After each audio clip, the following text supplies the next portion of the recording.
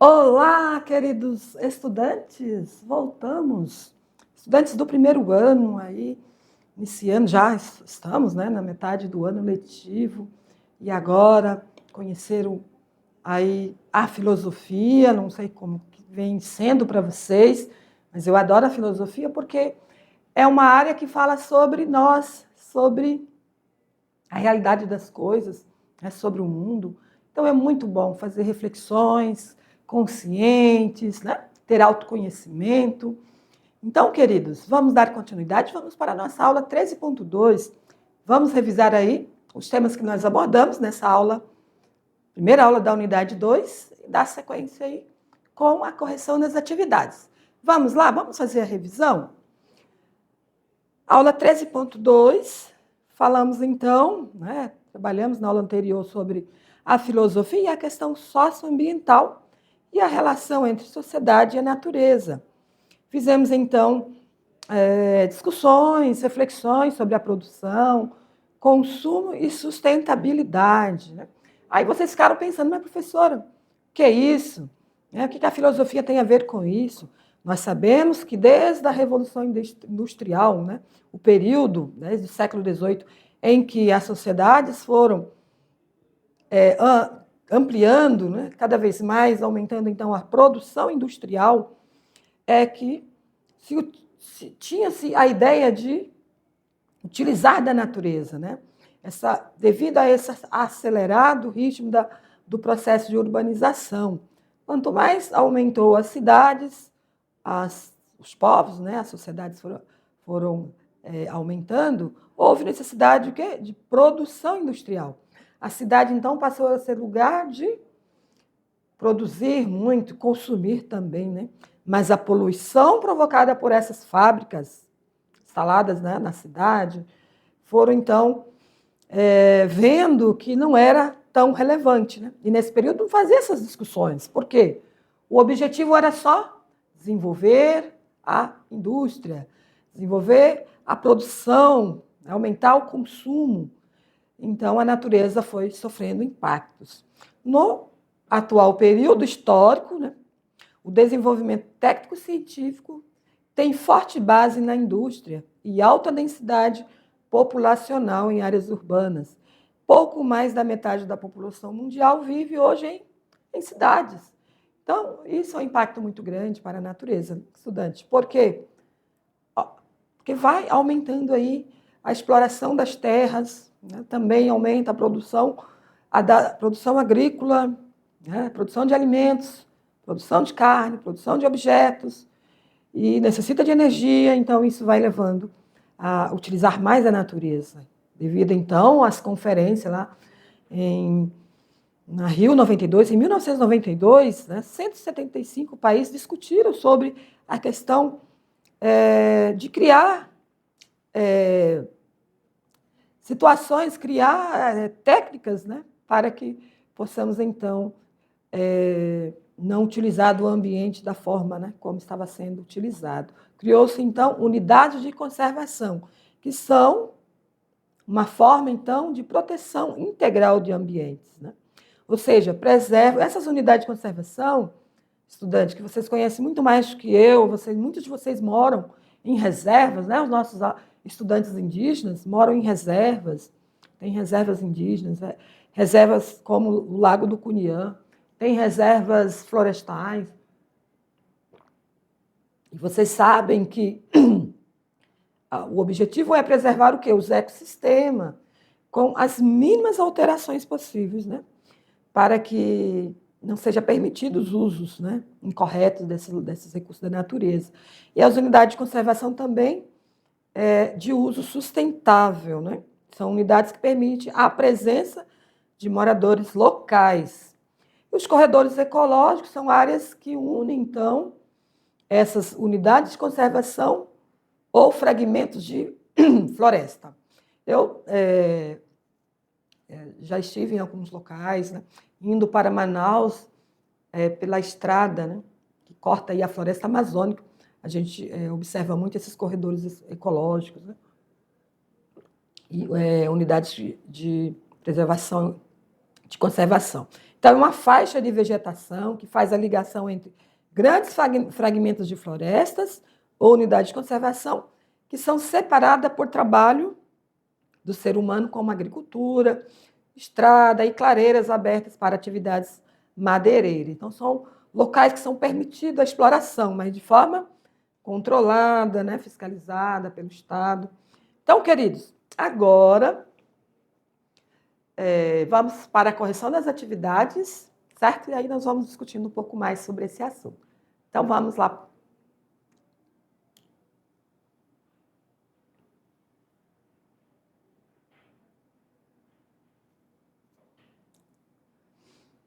Muito bem, agora é o momento de tirar dúvidas. Isso mesmo, estudantes, façam as atividades.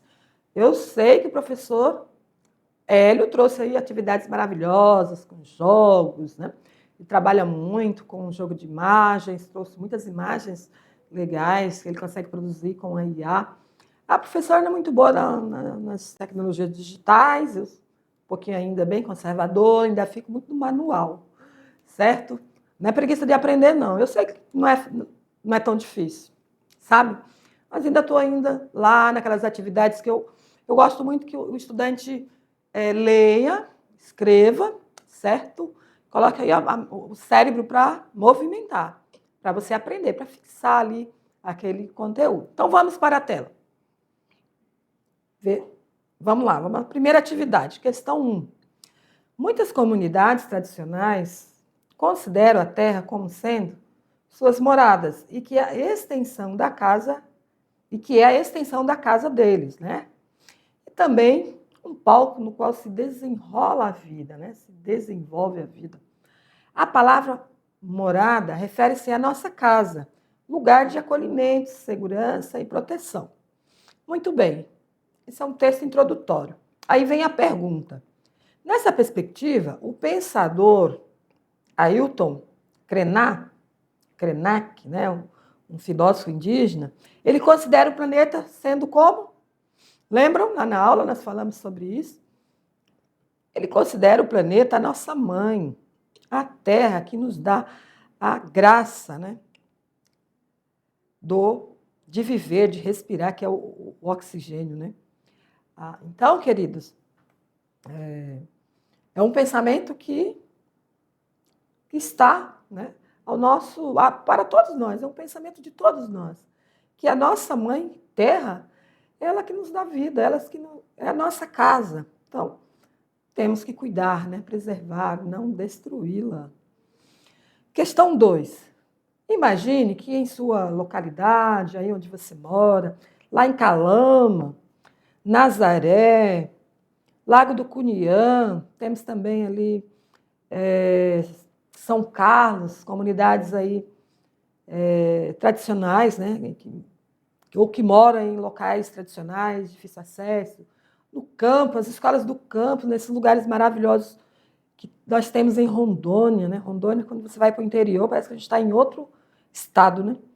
Em outro estado, que são cidades muito bem limpas, né? Pessoas legais, pessoas muito acolhedoras. Então, vocês que estão aí, né, na escola, na comunidade, né, ou também considerados fragmentos de floresta ou unidades de conservação, considera como sendo uma faixa de vegetação que faz a ligação entre grandes fragmentos de florestas ou unidades de conservação, que são separados por trabalho do ser humano, como agricultura, estradas, clareiras, abertas para as atividades madeireiras.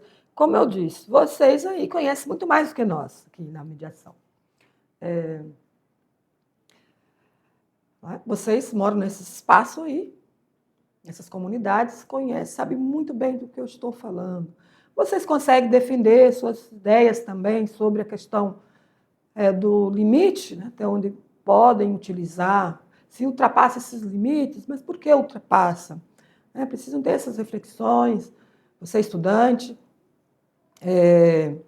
para que todos nós, como eu disse, é responsável, cada um de nós é responsável, somos responsáveis, né, na verdade, né, por conservar esse ambiente natural, que é a nossa casa, que é a Mãe Terra, Então, utilizar de forma sustentável, né? De forma racional. É isso que a gente vem aprendendo aqui nesta aula de filosofia. E aí eu faço a seguinte pergunta. Essas áreas são conhecidas como sendo, não é? Diante do que vocês aprenderam, corredores ecológicos, desmatamento, sem conhecimento, campo minado ou alagamento. Como são chamadas essas áreas? São chamadas de corredores ecológicos, ou seja, entre uma unidade de conservação e outra, pode haver estrada, pode haver uma área que pode ser utilizada, né, para plantio, para agricultura, para a produção agrícola de famílias, né? Tem um nome lá, produção agrícola familiar, acho que é algo dessa forma. Então, os rios, utilização então da pesca, né, nesses rios. Então, vocês conhecem muito bem sobre o que eu estou falando, né? Então, é um assunto muito fácil de compreender, de entender o porquê dessas unidades de conservação, porque a legislação é muito forte em relação aos limites do uso da natureza, porque se utilizarmos, né, desse ambiente de forma desordenada, o que vai acontecer é impactos irreversíveis, né, para a natureza e para a nossa vida. Muito bem, vamos para a questão 3. Em sua opinião, o que pode ser realizado para a preservação sustentável da natureza? Boa pergunta, hein, professora? Precisa de conhecimento, precisa de ter também domínio das técnicas, né? Ferramentas, saber desenvolver um planejamento sustentável, ter orientações. Não é tão simples assim. Não é só falar, né?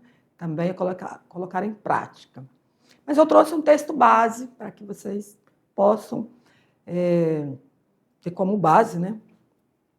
Porém, vocês podem escrever aquilo que vocês também têm como pensamento, né? Então, o que pode ser realizado, o que pode ser feito para a preservação sustentável da natureza? Comece aí na sala a falar, professor, junto com os estudantes aí. O que vocês acham? O que pode ser feito? Evitar que o homem utilize da natureza totalmente? Não, e nós vamos passar fome, não é verdade? Se proibir, então, por exemplo, a agricultura, diminuir a agricultura.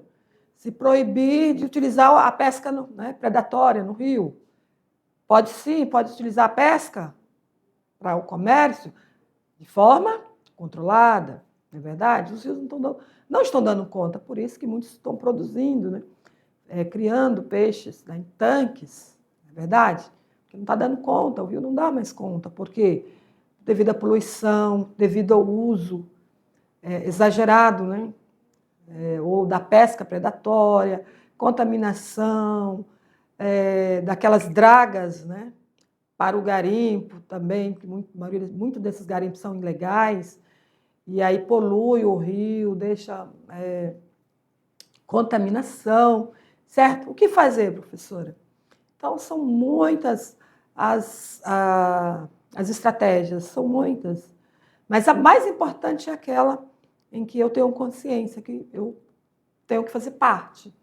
Na verdade, desde quando eu separo o lixo em casa. Eu, por exemplo, sempre questiono junto com o meu esposo. Ele quer jogar tudo dentro de tudo, né? Lata, vidro, materiais biodegradável, no mesmo lixo. Eu falo, meu bem, vamos separar? Porque não fica nem agradável esse lixo aqui com tudo misturado. O que eu faço? Coloco 2 lixeiros. Um para os materiais biodegradáveis, casca de alimento, essas coisas, casca de ovos e tal. Ó, você que tem um quintal bom e pode até fazer uma horta. Eu não consigo, meu quintal está todo cimentado. Porém, eu tentei lá numas garrafas PET fazer umas hortas. Gente, não nasceu uma semente. Joguei 2 vezes lá semente de cebola e de cheiro verde. Não nasceu nada. Porque a terra não estava adequada, né? Então, vocês podem reutilizar esses alimentos, restos de alimentos, para adubar a terra, né? Uma estratégia, né? utilizar de alguns materiais, como garrafa PET, materiais de plástico, reutilizar. Muitas vezes a gente reutiliza. Nem tudo a gente deve jogar, mandar para o lixo. Tem coisas que dá para você utilizar. Fazer vasos de plantas, não é verdade? A madeira tem como você reutilizar. Então, nós precisamos ter consciência, partindo desde a minha casa, de dentro da nossa casa, certo? Então, mas vamos para o texto que eu trouxe para vocês? Vamos lá, olhem aqui na tela. Um exemplo consiste, é claro que é uma forma, né, uma estratégia mais ampla de nível de políticas, né, políticas ambientais, podemos dizer assim, políticas públicas, é a criação, então, nas unidades de conservação, que constitui o quê? Proteção integral, as quais preservam os ecossistemas com o menor número possível de alterações, né, de poluição, de destruição, permitindo, então, que o uso indireto de seus recursos naturais, permitido o uso indireto de seus recursos naturais, ou seja, o uso controlado, né, dos seus recursos naturais. Então, uma estratégia de nível mais amplo, macro, são as políticas públicas, né, em favor do meio ambiente, criação de reservas, né, de unidades de conservação, fiscalização, utilizar de todas as tecnologias possíveis, né? Agora nós temos drone, satélite, que pode identificar início de queimadas, não é verdade?